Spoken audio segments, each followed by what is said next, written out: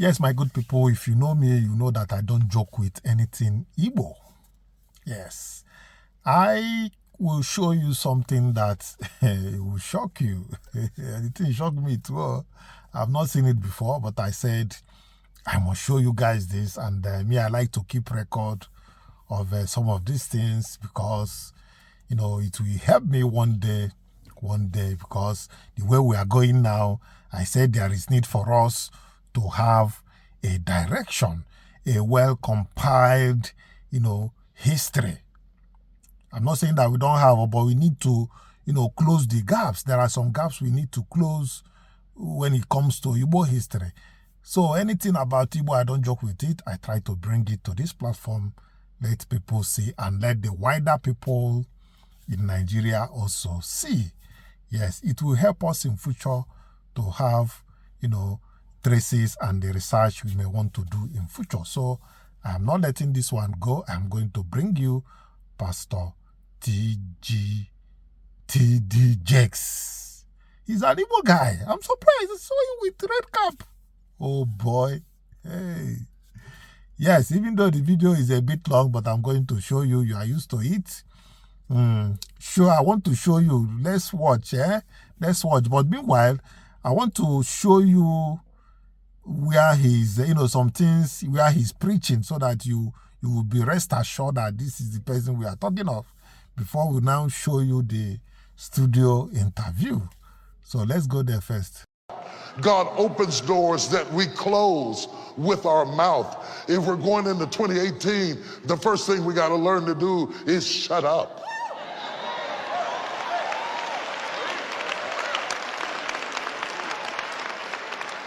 Say this with me. In 2018, I will shut up.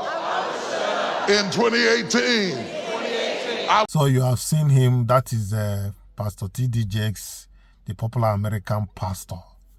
Very popular in America. You can see the crowd that he gathers to tell you that there are a lot of Igbo people in America, not even those that went on their own. When the slave trade happened, yes, there are Igbo landing, the ones that refused. But there are some also that were there. Now they have taken the lineage of America. They have stayed there to become Americans. They are not coming back to Nigeria, but they can still trace their origins. It is not out of place, and it's good. All these blacks in America, it's good that they go and trace their origins so that they will be sure of where they are coming from, even though they are not going back to their origin. So having said that, I want you to listen to this interview. Hey, oh boy, it makes sense. Let's go there. He's not the only one, no, there are others, but let's go first on this. Indebo. I am Bishop T.D. Jakes. Indebo. I am Bishop T.D. Jakes. Anam na BBC News Igbo. To the Igbo people, I'm deeply delighted and grateful to have this opportunity to spend a few moments sharing with you, and learning more about you has been something that has fascinated me very much.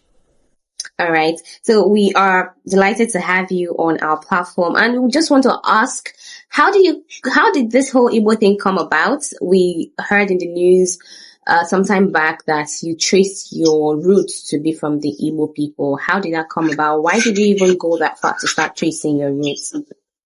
So it all started when Henry Louis Gates, who was at Harvard, decided to do this DNA testing to see where my ancestry came from.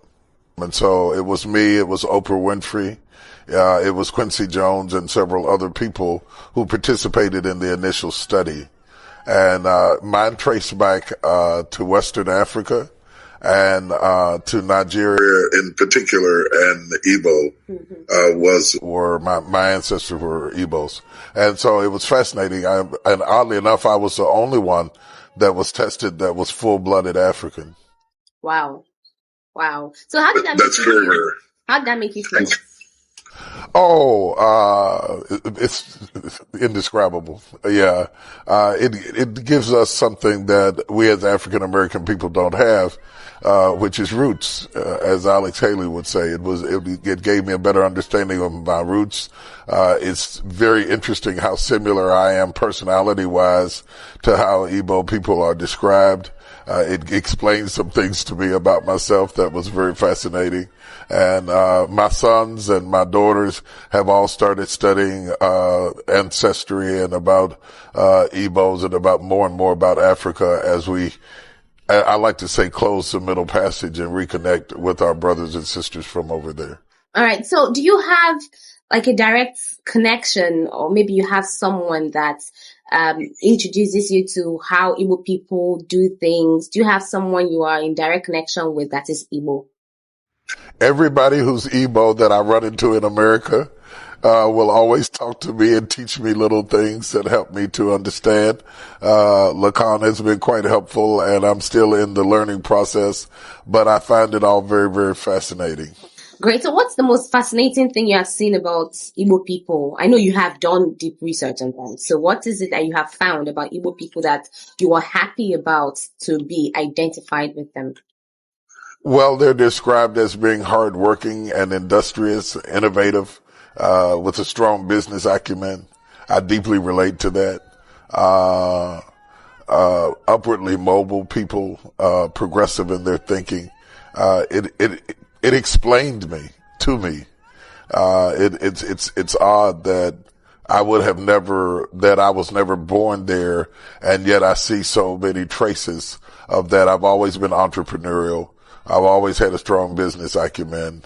I've always been aggressive in business as well as in faith. And though I'm more well known over there for the faith aspect of it, I own several companies. I've always had my own resources, and it just explained the way that I think to me. Okay, so did you finding out that you are Igbo have any effects on you as a person and the way you do things? Did it have like any impacts on you? Well, my great grandmother was born a slave. She died when I was 10 years old. And so our family stories had passed down from the moments the boat landed. And this just confirmed what our family story had verbally and in writing form been passed down to us as well. I think it gives you, it's hard to explain the hole that fills up to know a little bit more about where you came from. One of the terrible tragedies of the transatlantic slave trade is not just that we were taken from our home and from our culture and from our people and from our food, but we lost our history. And history, African American history, is taught over here from the times the boat landed. And then we assumed a name that does not define us. So Jakes is actually a German name, and it only signifies who owned my ancestors.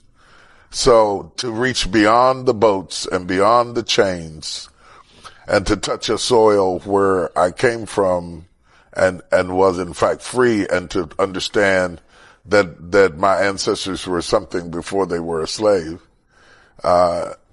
is extremely gratifying, and really confirms why I have such fascination with the continent of Africa and always have.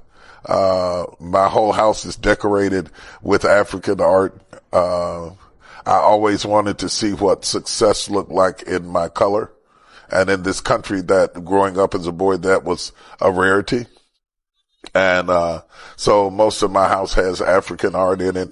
I often wear African attire. Agbadas, when I preach, I find them very comfortable.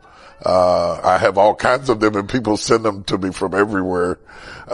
So I often preach in them, and I have a huge following in Lagos, Nigeria, and even above Dallas, and then Nairobi, Kenya, and then Atlanta. So it's pretty global, but I have a strong constituency in South Africa and Mozambique, and so we talk back and forth. So when I'm in Nigeria, I experience the food, and so I'll eat the fufu and the jollof rice and have those kinds of experiences.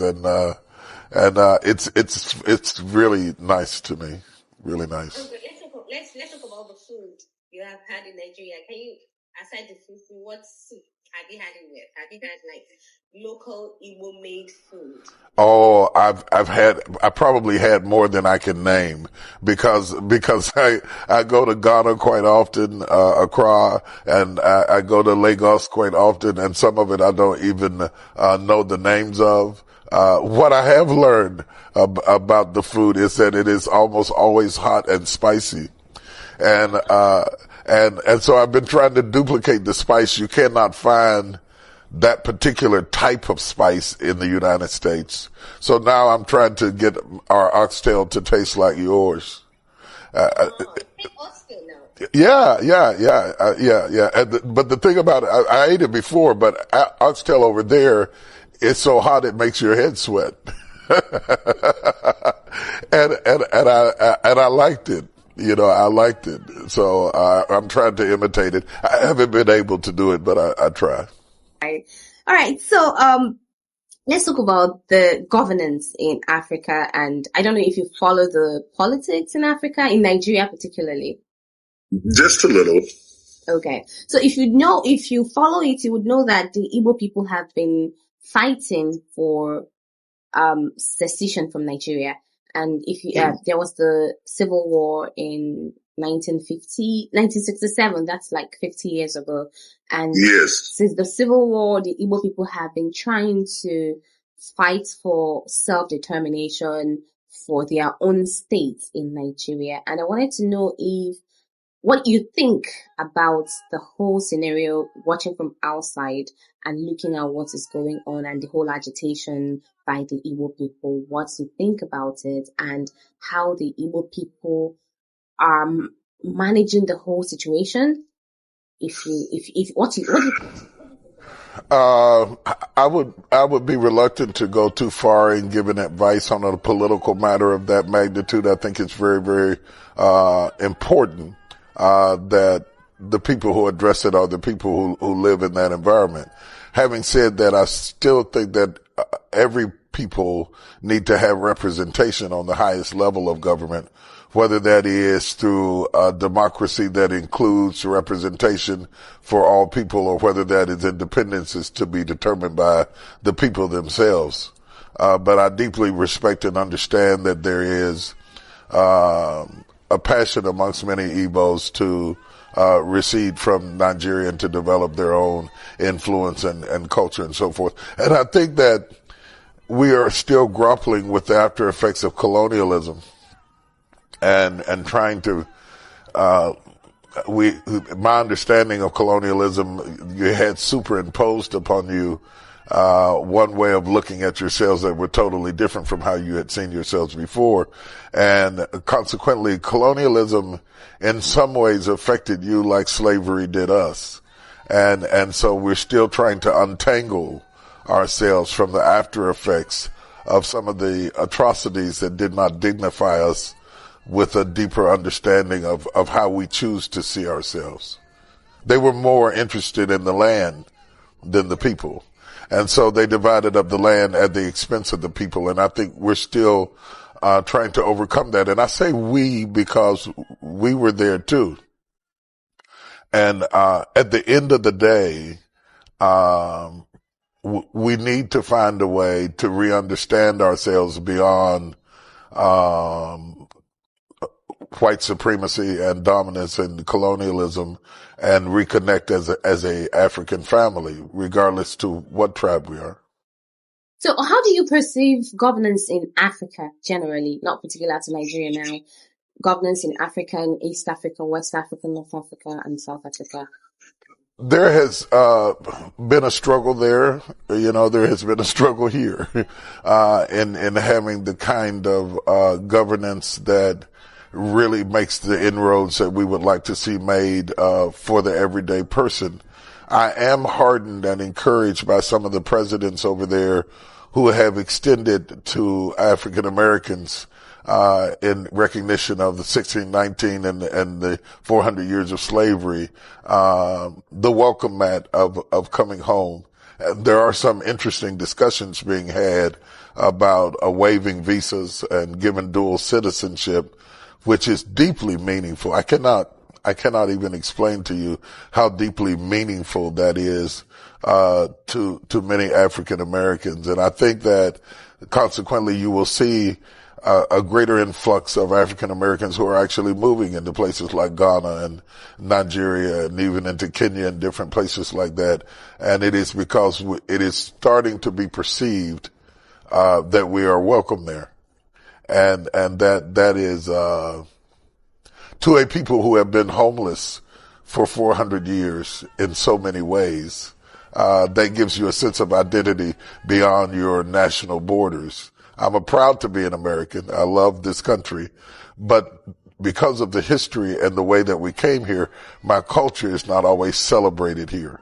So to have the culture celebrated and to have the opportunity to have some duality is quite fulfilling.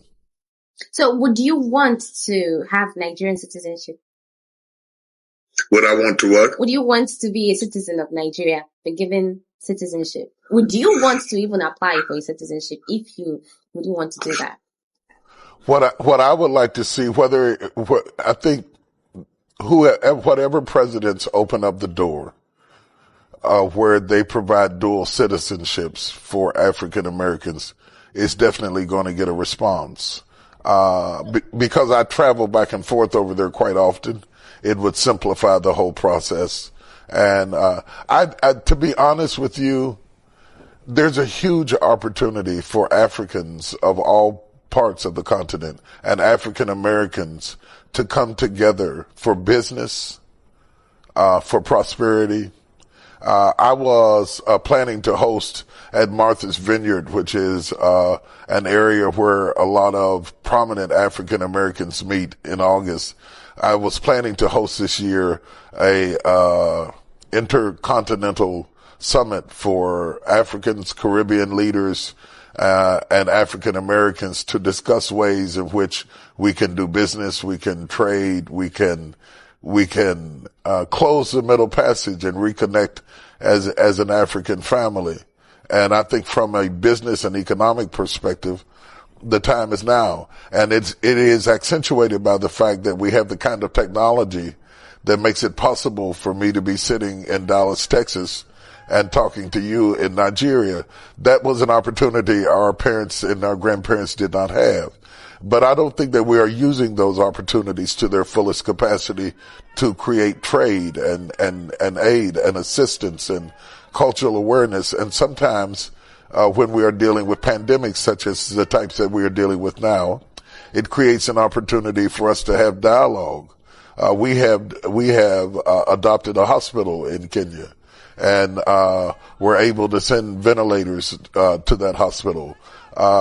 We have more reasons to be together than we do to be divided. We have dug quite a few boreholes in different parts of Africa and built houses, particularly in South Africa. I think we are better together than we are apart. But there's that movement now in America, specifically, where some people are saying some people are more African than others. Some people are black. I don't know if you have come across that. So there's that divide amongst the African American and the Africans now, where African Americans are saying that, you know what, Africans didn't go through what we went through, and they can't come here and be who we are or take our space. This is our space. So, and you're now seeing the fight between brothers, people that are supposed to work together, make things work. There's that divide, there's that struggle, and we are making each other uncomfortable. How do you see that? I think that is fading away. I think that education and information and conversations like this help to dispel some of the biases that are inherent. I would want your audience to know that we are not monolithic, that all African Americans do not think the same, no more than all Nigerians think the same. And so the comments of a few do not represent the sentiments of us all. And the final thing that I think is a very strong conduit is I think that the church has a tremendous opportunity to be a bridge. We sing each other's music. We wear each other's clothes. We have a deep, let me tell you something. Every African American I know went to see Black Panther. And you can't tell them that there's not a Wakanda somewhere in Africa. So, and they all were dressed in African clothes. So the tension is not nearly as thick as you would think. Or we wouldn't have been in every theater in America dressed in African clothes saying Wakanda forever. So, we need, something that you have, and you need something that we have.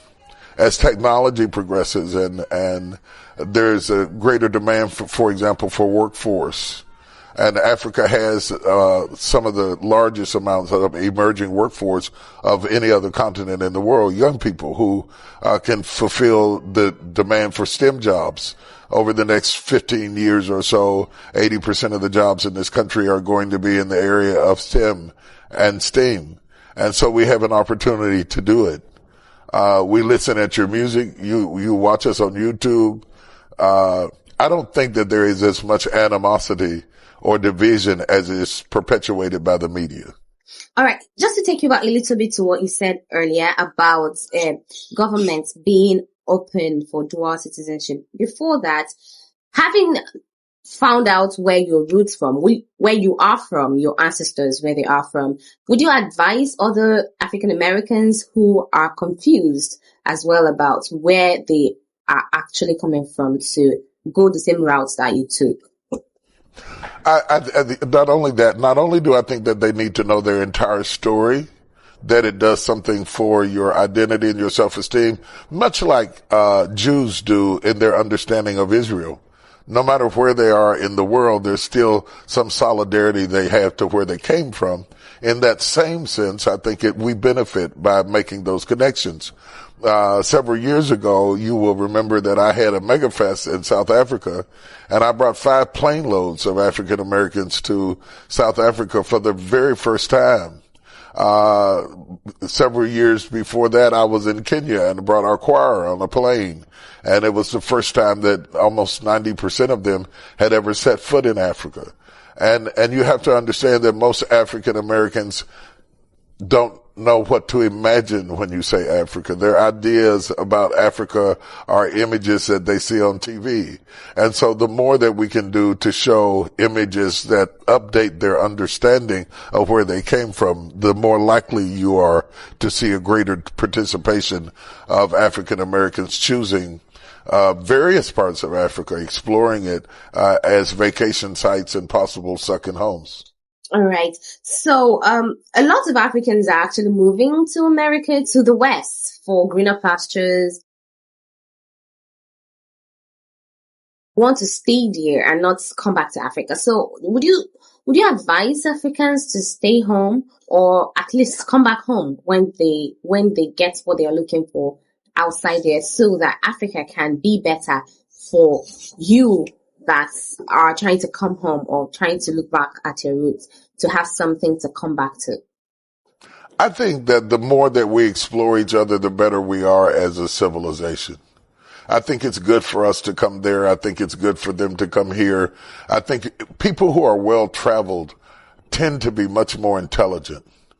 As to where you end up, it depends on the economic fluctuations, the medical fluctuations, and the opportunities that exist. Much like early civilizations built cities around waters, people build community around opportunities. I do think that opportunities are emerging in Africa. And even though that there's been a downturn in recent times economically, I think that emergence will prevail over top of the temporary downturns in the market, in the economy, in the value of the economic exchange between the dollar rate and the rand and the various dollar rates that exist over there. To say to them that they should come home is to place a guilt trip on people that should be free. I think that we should go where we want to go. And I certainly would not exempt Africa as an option. But people generally build civilization throughout history around opportunities. And the greater the opportunity, the greater likelihood there is to see an influx of Africans returning and African Americans coming. So how do you think that governments, African governments, they are doing? How do you think they are faring in trying to create these opportunities you're talking about for Africans so that they can at least create a civilization that people need to remain in Africa and keep bringing Africa to the world? I think the big challenge for leaders over there is to benefit from their associations with the West and the East without being cannibalized by it. I think that every time I go over there, the acceleration of advancement is staggering. And that staggering acceleration is a result of the ability of the leadership in the various countries to negotiate deals with other countries. But that is also true of America. We didn't get here by ourselves. We got here through trade and aid and negotiation. And when you think about the economy today, you cannot think about the economy in isolation by tribe or by nationality or by color. It is a global economy. And because it is a global economy, we are increasingly a global civilization. People are moving everywhere, flowing everywhere, as is their capital, as is their music, as is their food, as is their culture. You can't sequester anything about you and keep it within borders anymore because the borders are all torn down by technology. And I think we have to understand that in order to go forward. It is an antiquated idea, in my view, to think that we can build walls around people and isolate them and make them and harness them behind those walls when technology has torn down the walls. So we're watching Nollywood movies on Netflix, and it's the third largest producer in the world. So all of a sudden I'm watching a movie that was shot in Nollywood, and I'm sitting up watching it in Dallas. And that's for your betterment. So even in business, to say to business, you only do business right here. You do business where there's opportunities. We seek to do business with Nollywood because I'm a film producer. And so anytime you're a film producer, you want to go wherever there is an audience and wherever there is a demand. We've had African artists to sing on our stage from different parts of the continent. You're never going to untangle us. We were one before. And so I think that you have to be prepared to let people explore the planet, and where, in order to get them to come back, you can't make them feel guilty into coming back. You have to create opportunities for them to want to come back too. All right. You have been to Africa in different parts. You have toured Africa a lot, and the representation of Africa that we have in the Western media is not what we Africans love to see. So how can we change that story? The kind of picture they paint for people in America, for people in the West about Africa, it's so one-sided that it's not what we want to see. So how can we change that story? I think that one of the greatest and smartest things that has been done was Nollywood, because now you control the images that we see. Now you get to tell your own story. When you look at Nollywood, it's the same thing that Tyler Perry Studios represents to African Americans. When you own your own studio, you can tell your own story. And then we get a broader perspective of who you are. None of us are going to accept the words of our leaders about who another country is. We accept what we see, and people believe, as Confucius said, a picture is better than 1,000 words. You've now got the pictures, and you're now negotiating deals with American companies, because we cannot think in isolation and segregate our economy or our health. When you look at COVID, irrespective of what color or country you come from, it attacks us all. In the same way, our economies are affected by each other. We cannot become so tribal in our thinking that we do it to the disintegration of the opportunities that come through trade and interconnectivity. That's what I think. All right. So, you talk about women a lot. You talk about, and you just released I don't think you released that. I was looking at your Instagram page, When Women Pray. It's about to be released. Yes. Yeah. And I read The Woman, Her Lover and Her Lord. You have loads of materials and loads of books for women. What role do you think women should be playing in today's world, especially in Africa and in Nigeria, if I may say, where I am? What role do you think women should be playing in trying to make things right, trying to direct the society the much they can, and uplift the society from where it is to where we are hoping it's going to? History teaches us that the way a society treats its women has a lot to do with how progressive it is. The more progressive a society becomes, it is reflected in the liberation of the woman. And I think that that is a very important thing to understand, that we have women who are on spaceships going up in the Apollo, that they're campaigning to be presidents around the world and vice presidents and entering into new occupational territories that were once taboo for them. They're on the basketball court. They're doing all types of things. I don't think that a gender should restrict a mind. It's the brain we want. It's the thought power. And I think that we can do that and still hold on to your femininity and your family life, and your family role in your business life are two different things. And so I've always been a great advocate for promoting and encouraging women to explore themselves.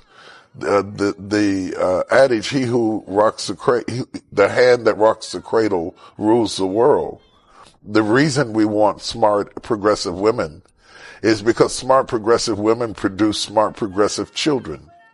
And so society flourishes much more aptly when the mother is bright and empowered and her voice is respected and heard.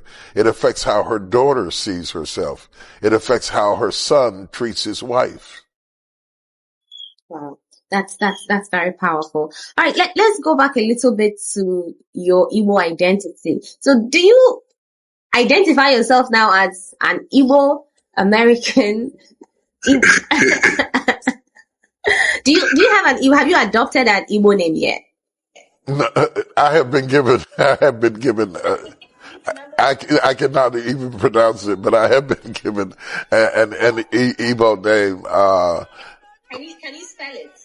No, I can't even spell it for you, but, I have not identified myself as an Igbo American. I still identify myself as an African American, but I'm very quick to tell people that my ancestors were Nigerian, and they came from Africa, and it wasn't even Nigeria at the time, so they came from West Africa more aptly, and they were Igbos. I will tell you in a minute.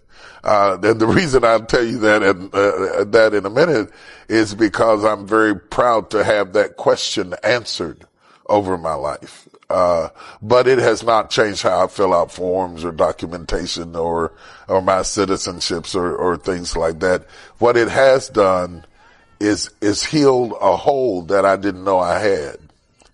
I think the strength of answering that question, whether you're Igbo or Yoruban or Kikuyu or whatever, to have that answer is therapeutic, mentally, intellectually, and even spiritually. I was floating down the Volta River in Ghana, just at dusk, and the smoke-filled villages were scenting the air, and I was floating on a boat, and it was indescribable, the beauty of it, the sounds of the nature. It's I tried to capture it. I've tried to bring it home. I've tried to teach people here. I've tried to be a voice in America for African Americans and white Americans who don't know about Africa, because there's a great deal of ignorance here about Africa. They just don't know.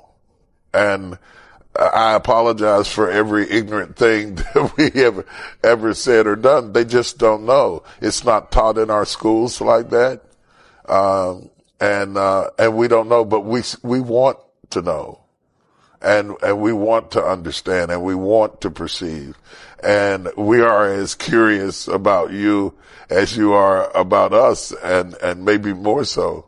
And so I think that's why the summit I was holding was very important, because when we organically get to work together, whether it is with a company like Goldman Sachs, or whether it is through trade, or whether it is through church, when we organically find out what we have in common, what connects us rather than what divides us, it dispels myths, it educates on both sides of the water, and it creates a brotherhood and a sense of family. I mean, you met Lacan, who is my chief of communications, and he's I'm American. I'm American. Don't give up on me. I grew up in West Virginia, but he having that multicultural wall around me is a reflection of what I respect and what I think. I did not hire him because of his ethnicity. I hired him because of his efficiency. But I am proud to have that diversity on my staff and on my team. That's great. So, you have been to Nigeria a lot of times, and I am not sure you have been to Igbo land itself, have you? I was in Warri. Warri, you're coming close. I'm coming close. Okay, you have to tell me when I get there. I was in Warri. I was in the capital of Nigeria. Abuja. Yeah, I was in Abuja. That's where my mouth caught on fire with the oxtail and the white rice in Abuja.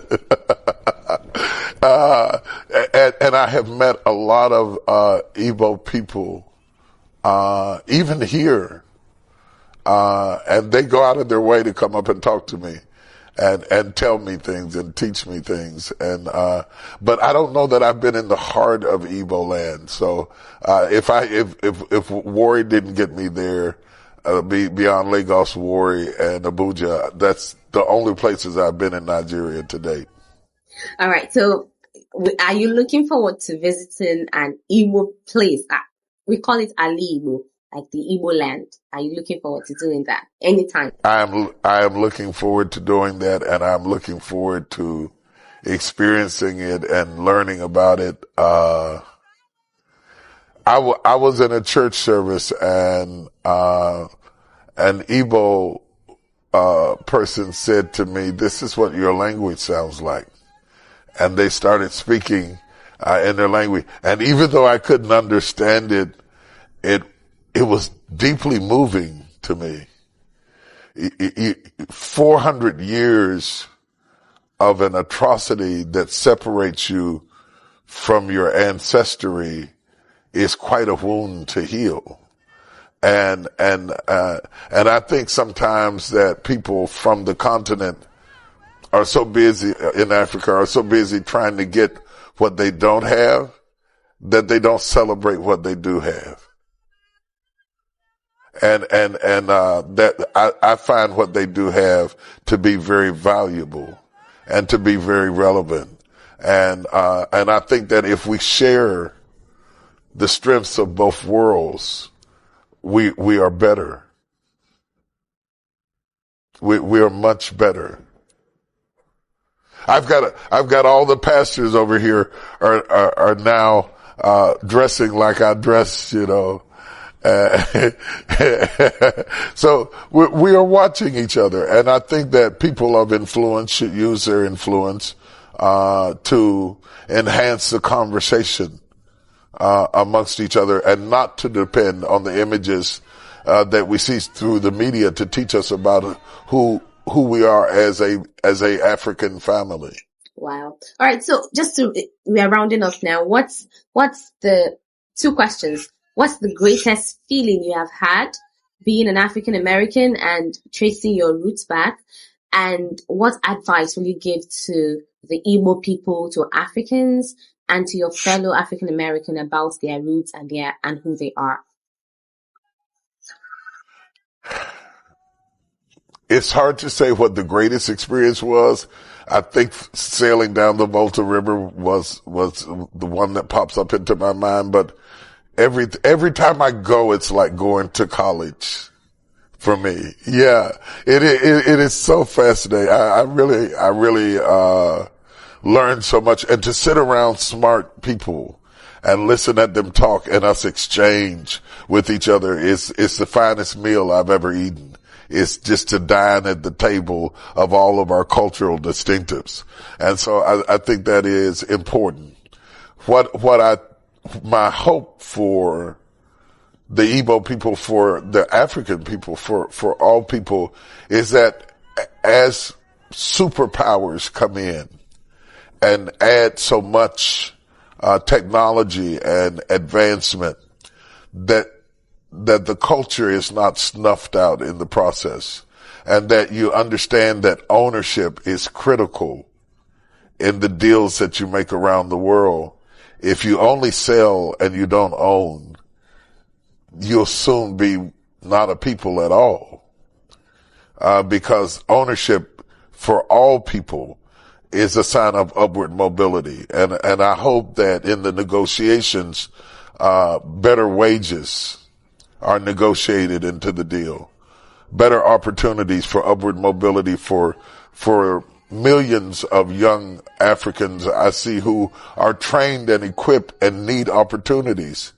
On the other hand, there are hundreds of thousands of jobs in the U.S. that need those intellectual properties. And so we've got to find a way to bridge this gap so that people can eat and live and educate and grow effectively. If we don't learn how to dwell together as brethren, we will die together as individuals. Your business interests in Africa, where are they located? Do you have any plans for Nigeria at all?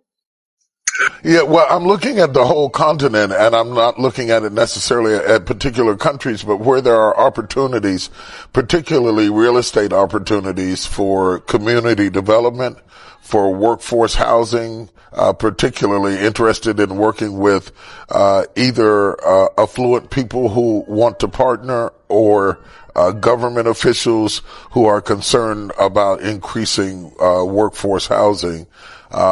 We can do any type of housing. We can also collaborate on bringing retail, hotels, things like that into areas if the conditions and the circumstances are correct. I'm the CEO of T.D. Jake's Real Estate Ventures, TDJ Rev, and we do have a global interest in extending our business far beyond our borders. We're talking in the Caribbean. We're talking a little in Kenya, and we're open to have conversations if we can facilitate a deal that enables us to either bring retail, lodging, through partnerships that we have, or workforce housing into various areas of Africa. I'm very open to having those types of conversations. How easy has it been for you doing business in Africa? It has not been easy. It has not been easy. And one of the reasons that I want to hold the summit is to untangle it in such a way that we can do business more effectively. And I'm very interested in partnering with like-minded business people who we can get past the corruption, we can get past the red tape, and do business amongst ourselves. There's got to be a way. There's got to be a way that reasonable men can sit down at the table and we can do like other people of the world and do business, and both people walk away having their expectations met. And I think that integrity is important in success. So I'm very interested in that. And so through our foundation, for example, we do STEAM programs, which is a variation of STEM that adds arts. And we had 5,000 students from around the world to attend our virtual experience for STEAM programs. that it's just an example of the things we can do. We want to bring hotel chains and workforce housing and retail opportunities and collaborative efforts if the business deals are integrous and forthright. And there are business deals to be had over there, and there are people with integrity over there. But getting through the maze when you're an outsider is quite complicated. So in maybe 2 sentences, what is the greatest of the challenges you have faced aside this maze you're talking about, in this maze you're talking about? Trust, honestly. Building a trust, and trust comes through relationship. And, the same laws don't apply over there as they do over here. And so a lot of it boils down to trust. And there are certain things that people over there know about the business community that somebody from the outside could easily be hoodwinked, not knowing the history of the person. It's hard to do research over there. It's hard to do data acquisition over there to determine where are the best places to put the footprint. So it's not just about the trust of the people, but the land and the strategy of the cities going forward. Where is going to be the best place to put down a footprint for upward mobility?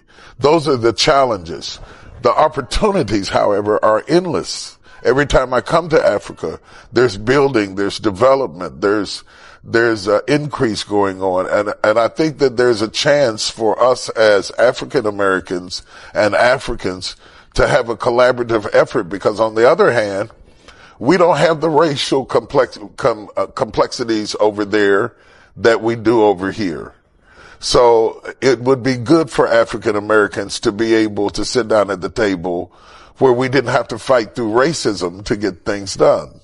So we would win because of that, and you would win because there are CEOs over hotels and corporations and airlines and all types of things that could add to the texture of the economic forecast for Africa. And we need to find a way to come together and clear the path and open up the door so that we can do business, and so that we can create jobs, and so that we can help each other without getting stuck in the quagmire of the loss of trust. And it's not just over there. Trust is eroding in America as well. And I think as long as our countries deteriorate in the areas of trust, money rests in trust. You put finances in a trust fund, and that's not just an accident or a play on words. Where there is no trust, there is no upward mobility. A few people will explode, but the vast majority of people will not. This cannibalizing each other's opportunities is detrimental to us on both sides of the pond.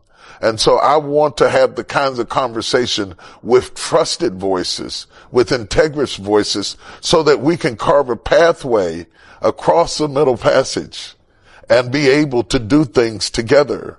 We have the same hair. We have the same skin. Why are we not producing our own products and sharing them amongst ourselves? We lack some of the same things. Our foods are related. Why are we not interconnecting in that way? I don't understand why there aren't more people who see the urgent need for us to connect on a business level. We connect on a spiritual level.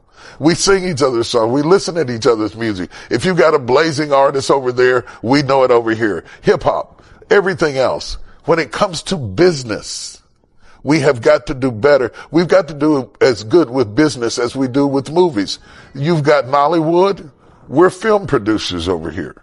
Why are we not collaborating together more effectively and disseminating content through technology? So all of those things are ways in which I think that we could enhance our relationship. As it relates to my literary works, I just released the book, or about to release, When Women Pray. It will be as much read in Africa as it is in America. Why can we not work together more effectively to disseminate content, material, and advertise it in such a way that we're able to share that message and that word?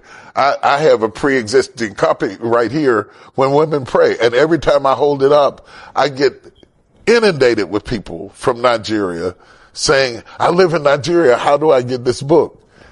Why can't I get distribution over there? More distribution, effective distribution. Those sorts of opportunities await us, and film and television and music and theater in all of its capacities. And then there's real estate and retail. All of those things suffer by our separation. All right, so what do you suggest? What solutions are you offering to this? I think it starts small. Trust in any relationship starts small, with a few people who encircle themselves together, who make a commitment together. And that's why I want to host this event. I didn't get to host it this year, but I want to host it next year with a few hundred people from the continent over there, and from the Caribbean and from the U.S. And let's sit down and talk to each other and see if we can not wait on our leaders and our countries and our presidents to connect us. See if there's not a way that we cannot connect together amongst ourselves. And where there are presidents who are ready to really sit down and forge ahead, let's bring them to the table too, and let's have a real conversation. See, I believe that any community increases when spiritual leaders and business leaders and elected officials and community activists sit down at the table together. And we might not have everything in common, but the one thing we all have in common is the people. And if we're going to lift the people, we have to lift them in every area, and not just lift them spiritually and leave them hungry financially. We have to lift them in every area. And in order for us to do that, we must forge alliances together if we're going to be successful. If the people don't succeed, then who does the church have? If the people don't succeed, who do the governors govern? If the people don't succeed, who will buy the merchandise? Who will eat the food? Who will grow the crops? The main thing is the people themselves, and our love and our commitment to them. I believe that you can be profitable and still be purposeful. And that's the message. I want to sit down at the table with a few distinguished, and I welcome suggestions of people who are serious about leaving this world better than we found it, and handing something off to our children and our grandchildren that has a better strategy than what was handed to us. And I really want to see that happen. So thank you for giving me that opportunity to add that addendum. Yes, my good people, I thank you for coming along with me. Please, if you have not subscribed to YangaLife channel, click on the subscription button, notification bell, like this video, and don't forget to share them. Share them, let other people watch and see what we have. Until I come your way next time, bye.